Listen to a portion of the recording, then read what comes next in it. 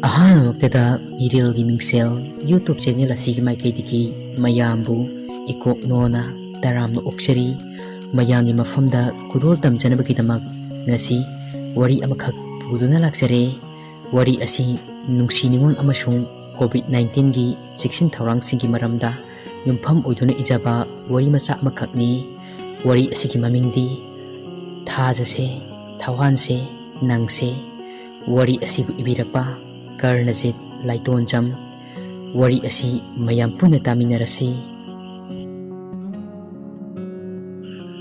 ꯑꯁꯥ ꯀꯨꯃꯥꯔꯅ ꯍꯥꯏꯔꯛꯏ꯫ ꯍꯪꯍꯧꯗ꯭ꯔꯕ ꯃꯃꯤꯡꯗꯣ?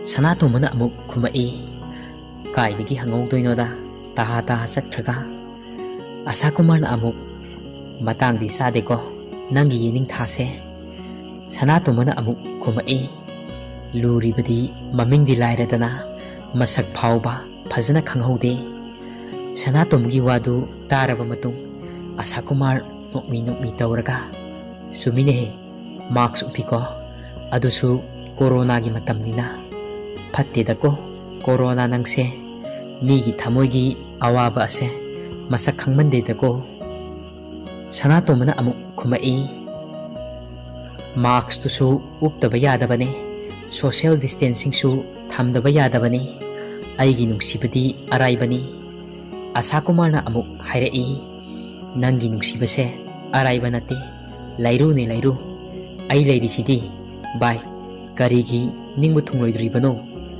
ꯃꯥꯅ ꯃꯥꯛꯁ ꯎꯞꯂꯕꯁꯨ ꯂꯩꯀꯥꯏ ꯑꯁꯤꯃꯛꯇꯒꯤꯅꯤ ꯍꯥꯏꯔꯤꯕꯁꯤꯗꯤ ꯈꯪꯂꯦꯗꯅ꯫ ꯉꯁꯤ ꯀꯣꯚꯤꯗꯀꯤ ꯂꯩꯀꯥꯏꯒꯤ ꯀꯝꯃ꯭ꯌꯨꯅꯤꯇꯤ ꯍꯣꯜ ꯑꯁꯤꯗ ꯆꯦꯡ ꯌꯦꯟꯕ ꯂꯧꯕ ꯂꯥꯛꯄꯁꯤꯅꯗꯤ ꯑꯗꯨꯝ ꯁꯥꯈꯤ ꯑꯣꯏꯔꯕꯅꯤ꯫ ꯁꯅꯥꯇꯣꯝꯕꯅ ꯑꯃꯨꯛ ꯈꯨꯝꯃꯛꯏ꯫ ꯂꯩꯀꯥꯏ ꯅꯨꯄꯤ ꯀꯣꯏꯕꯁꯦ ꯃꯤꯅꯗꯤ ꯆꯨꯝꯅꯗꯤ ꯉꯥꯡꯅꯗꯦ, ꯑꯃꯨꯛ ꯍꯌꯦꯡꯋꯥꯏ ꯂꯩꯀꯥꯏꯗꯒꯤ ꯄ꯭ꯔꯣꯄꯣꯁ ꯂꯥꯛꯏ ꯍꯥꯏꯅ ꯅꯣꯛꯅꯈꯤꯔꯣꯏꯗ꯭ꯔꯣ ꯚꯥꯏ? ꯈꯔ ꯂꯩꯔꯒ ꯕ꯭ꯔꯣ ꯀꯥꯏꯅ ꯑꯃꯨꯛ ꯀꯧꯔꯛꯇꯅꯀꯣ꯫ ꯑꯁꯥ ꯀꯨꯃꯥꯔꯅ ꯑꯃꯨꯛ ꯍꯥꯏꯔꯛꯏ꯫ ꯅꯨꯡꯁꯤ ꯍꯥꯏꯕꯗ ꯆꯩꯔꯛꯀꯗꯕ, ꯅꯣꯛꯅꯒꯗꯕ ꯇꯥꯏꯕꯪꯄꯥꯟꯗ ꯃꯔꯨ ꯍꯨꯟꯗ꯭ꯔꯤ꯫ ꯂꯩꯀꯥꯏ ꯅꯨꯄꯤ ꯀꯣꯏꯕ ꯌꯥꯗꯦ ꯑꯩꯈꯣꯏꯒꯤ ꯂꯥꯏꯔꯤꯛꯇ ꯇꯝꯃꯛꯄ꯭ꯔꯥ? ꯑꯩꯗꯤ ꯊꯦꯡꯅꯔꯛꯇꯦꯗ꯫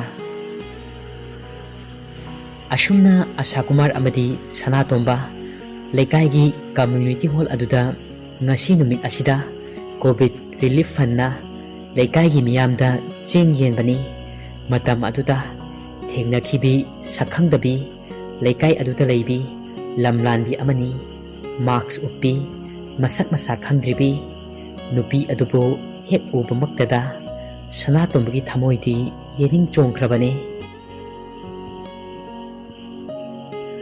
ꯅꯨꯃꯤꯠ ꯑꯗꯨꯒꯤ ꯑꯍꯤꯡꯗꯣ ꯁꯅꯥꯇꯣꯝꯕꯗꯤ ꯇꯨꯝꯕ ꯌꯥꯈꯤꯗꯦ꯫ ꯁꯖꯤ ꯃꯤꯇꯥꯒꯨꯝꯂꯕꯤ ꯃꯃꯥꯏ ꯑꯗꯨꯁꯨ ꯃꯄꯨꯡ ꯐꯥꯅ ꯎꯈꯤꯗ꯭ꯔꯕꯤ ꯁꯛꯇꯝ ꯑꯗꯣ ꯃꯥꯛꯁ ꯎꯞꯂꯕꯁꯨ ꯃꯥꯒꯤ ꯃꯤꯠꯌꯦꯡꯒꯤ ꯊꯧꯔꯕ ꯚꯣꯜꯇꯦꯖ ꯋꯥꯡꯂꯕ ꯃꯤꯠꯌꯦꯡ ꯑꯗꯨꯅꯅꯤ ꯁꯅꯥꯇꯣꯝꯕꯒꯤ ꯊꯃꯣꯏꯗ ꯀꯔꯦꯟ ꯐꯥꯎꯍꯟꯈꯤꯕ꯫ ꯇ꯭ꯔꯥꯟꯁꯐꯣꯔꯃꯔ ꯆꯥꯛꯈꯤꯕꯒꯨꯝ ꯃꯍꯥꯛꯀꯤ ꯑꯀꯣꯏꯕꯗꯣ ꯄꯨꯝꯃꯝ ꯃꯝꯈꯤꯕ꯫ ꯊꯥꯖꯒꯨꯝꯂꯕꯤ ꯃꯥꯏꯊꯣꯡ ꯑꯗꯨꯗꯒꯤ ꯊꯛꯇꯣꯔꯛꯄ ꯃꯉꯥꯜꯅ ꯑꯀꯣꯏꯕ ꯑꯗꯣ ꯄꯨꯝꯅꯃꯛ ꯂꯪꯈꯤꯕ꯫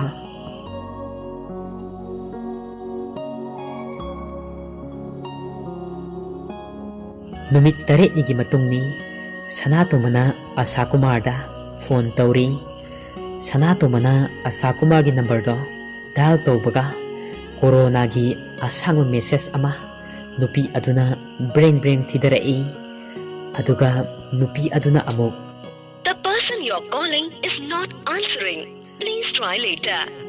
ꯁꯅꯥꯇꯣꯝꯕꯗꯨ ꯑꯁꯥ ꯀꯨꯃꯥꯔꯅ ꯐꯣꯟ ꯄꯥꯏꯔꯛꯇꯕꯗꯒꯤ ꯑꯃꯨꯛꯁꯨ ꯈꯜꯂꯨꯕꯗ ꯄ꯭ꯔꯣꯛ ꯄ꯭ꯔꯣꯛ ꯆꯥꯛꯂꯦ꯫ ꯁꯅꯥꯇꯣꯝꯕ ꯐꯣꯟꯗꯨ ꯃꯦꯠꯅ ꯃꯦꯠꯅ ꯑꯁꯥ ꯀꯨꯃꯥꯔ ꯍꯣꯏꯒꯤ ꯌꯨꯝ ꯇꯝꯅ ꯂꯥꯛꯏ꯫ ꯃꯥꯗꯤ ꯐꯣꯟ ꯃꯦꯠꯂꯤꯈꯩ ꯃꯃꯤꯠꯇꯣ ꯎꯍꯧꯗ꯭ꯔꯦ꯫ ꯂꯝꯕꯤꯗ ꯆꯨꯝꯅ ꯂꯥꯛꯆꯕꯤ ꯃꯦꯂꯩꯒ ꯊꯦꯡꯖꯤꯟꯅꯔꯨꯔꯦ꯫ ꯑꯅꯤ ꯑꯗꯨ ꯀꯣꯛꯀ ꯌꯩꯁꯤꯟꯅꯩ, ꯃꯤꯠꯀ ꯃꯤꯠꯆꯥꯟꯅꯈꯤ꯫ ꯑꯗꯨꯕꯨ ꯉꯁꯤꯗꯤ ꯃꯦꯂꯩꯗꯣ ꯃꯥꯛꯁ ꯎꯞꯂꯝꯗꯦ꯫ ꯑꯃꯨꯛꯇ ꯎꯒꯦ ꯍꯥꯏꯅ ꯈꯟꯖꯕ ꯁꯛꯇꯝ ꯑꯗꯣ ꯃꯄꯨꯡ ꯐꯥꯅ ꯎꯖꯕ ꯐꯪꯂꯦ꯫ ꯃꯦꯂꯩꯕꯨ ꯑꯍꯥꯟꯕ ꯎꯕꯗ ꯅꯨꯡꯁꯤ ꯏꯅꯣꯠ ꯐꯥꯎꯈꯤꯕ ꯁꯅꯥꯇꯣꯝꯕꯒꯤ ꯊꯃꯣꯏꯅꯤ꯫ ꯃꯦꯂꯩꯁꯨ ꯅꯍꯥꯟ ꯁꯅꯥꯇꯣꯝꯕꯕꯨ ꯊꯦꯡꯅꯈꯤꯕ ꯃꯤꯀꯨꯞ ꯑꯗꯨꯗ huran huran jengjakiba angakpani destiny.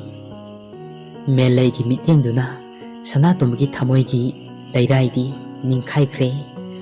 Karomdagi nungsi isialno ngasi selaktuna ithak ipom naihalkiba. Mitka pau phongnare. Melaidu karimata haidana makhoi kunthong aduda changkhre. Tung handuna yengduna changkhi. Ngasidi Sanatomba Melaigi mayum khangle. Sanatomba harau-harauna Asakumargi mayumda lakle. Ani adu unare. Aduga Sanatomana Asakumarda ngehaki mamangda thengnakiba wari pumba do lirami. Asakumarna thigal ubada Sanatomana ngauriba nupi ado atai kanana te Melaini haiba khangle. Melaidu Asakumarna mi thajinduna hayalle. Phone number lahollure. Aduga pauksu phongahalle. Ani adu tapna wari saba horakle. Adubu COVID ki matam sida ka hena hedo herau kabadi taude. Yamna chamna wari sanabani. Numitto thabal yamna fajai. Pangtheng thengmadi natri.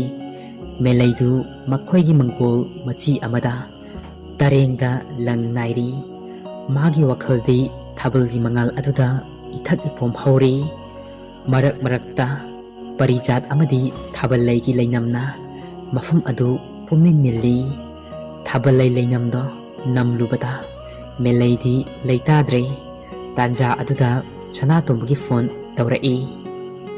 Sanatombana hello Melaina taye hairo.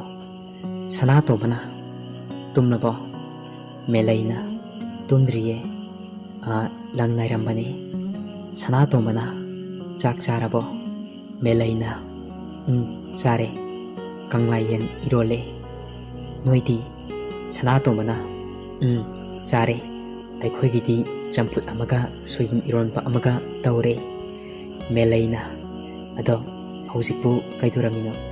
Sanatomana thabal yengamine. Nang ningsingduna Melaina thabalda amuk romance haujiliro. Sanatomana hoi ado kainom hairaura.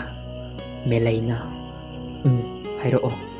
Sanatomana aigi ifamdadi thajase thawanse nangse amatani.